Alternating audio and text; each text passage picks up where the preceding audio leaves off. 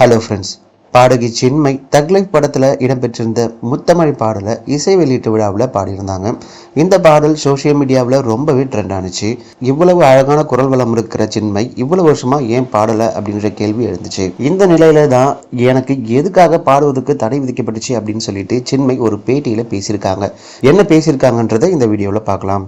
2 நாட்களுக்கு முன்னாடி கமலஹாசன் சிலம்பரசன் நடிச்ச தக் லைஃப் திரைப்படம் வெளியாகி இருக்கு. இந்த படத்தோட இசை வெளியீட்டு விழாவில் பாடகி சின்மை பாடிய பாடல் இப்போ சோஷியல் மீடியாவில் ட்ரெண்ட் ஆகி வந்துட்டு இருக்கு. அதே நேரத்துல சின்மையோட பழைய கதையை பற்றியும் இப்ப பேசப்பட்டு வந்துட்டு இருக்கு. சின்மை தமிழ் சினிமாவில் பல ஹிட் திரைப்படங்களுக்கு பாடல்களை பாடியிருக்காங்க. அவங்களுடைய பாடல்களுக்கு பல விருதுகளுமே கிடைச்சிருக்கு. இருந்தாலும் கடந்த சில வருஷங்களுக்கு முன்பு சின்மை பாடுவதற்கு தடை விதிக்கப்பட்டிருந்துச்சு. அதுக்கு பிறகு பாடகி சின்மையோட பாடல் எந்த திரைப்படத்திலையும் இடம்பெறல. இதனால சின்மை பாடுவதற்கு எதுக்காக தடை விதிக்கப்பட்டுச்சு அப்படின்ற கேள்விகள் அதிகமா கேட்கப்பட்டு வந்துச்சு. இதை பத்தி சமீபத்துல பேட்டி ஒன்றுல சின்மை விளக்கம் சொல்லியிருக்காங்க. சின்மை பேசும்போது நான் கிட்டத்தட்ட 70 படங்களுக்கு மேலாக டப்பிங் பேசியிருக்கேன்.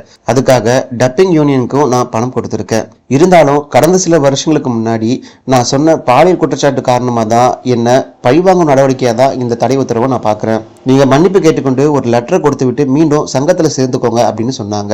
நான் முடியாதுன்னு சொல்லிட்டேன். அப்போ நான் மன்னிப்பு கேட்டிருந்தா தப்பு செஞ்சவங்க நேர்மையானவங்களா மாறிடுவாங்க, நான் தப்பு செஞ்சவளா மாறிடுவேன். அதனால தான் மன்னிப்பு கேட்க முடியாதுன்னு சொல்லியிருந்தேன்.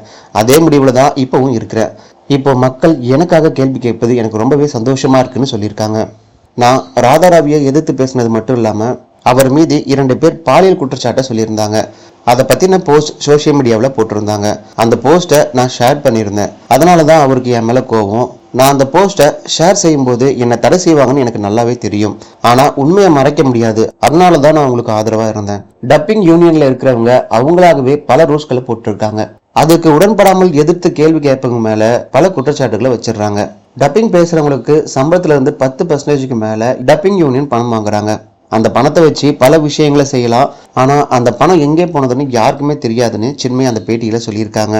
சின்மையோட இந்த தைரியத்தை பாராட்டி எல்லாருமே சோஷியல் மீடியாவில் சின்மைக்கு ஆதரவா பேசிட்டு வந்துட்டு இருக்காங்க. சின்மையோட இந்த தைரியத்தை பத்தி நீங்க என்ன நினைக்கிறீங்கன்றத கமெண்ட் பாக்ஸ்ல சொல்லுங்க.